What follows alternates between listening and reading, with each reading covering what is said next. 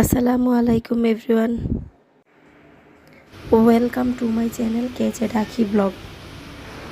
আজ আপনাদেরকে দেখাবো অসাধারণ একটি জৈব কীটনাশক, যেটা নাকি তৈরি করতে হয় 1 চা চামচ রসুনের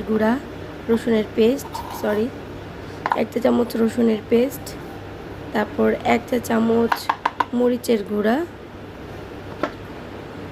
আর 1 চা চামচ ডিটারজেন্ট পাউডার মিক্সড করে সামান্য পানির মধ্যে ভালো করে মিশাতে হবে। সামান্য পানি দিয়ে ভালো করে মিশিয়ে তারপরে আপনার হাফ লিটার পানির মধ্যে মিশিয়ে নিয়ে তারপর ভালো করে ছেঁকে নিলেই হবে। ছেঁকে একটা যে কোনো স্প্রে বোতলে ঢুকিয়ে তারপর আপনি স্প্রে করবেন গাছের মধ্যে। এটা খুব উপকারী একটা স্প্রে।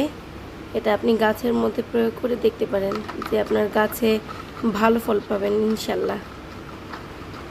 আপনার গাছের কীট পোকামাকড় দূর হবে, গাছও সুন্দরভাবে বেড়ে উঠবে আশা করি।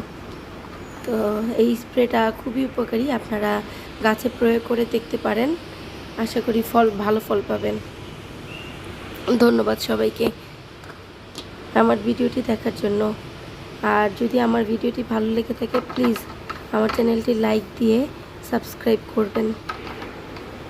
এই অসাধারণ জৈব কীটনাশকটি আপনারা প্রয়োগ করে দেখতে পারেন গাছের পাতায়, যেখানে গাছে পোকামাকড় আক্রমণ করেছে ওই সব জায়গার মধ্যে আপনারা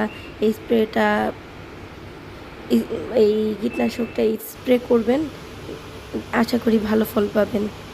ধন্যবাদ সবাইকে।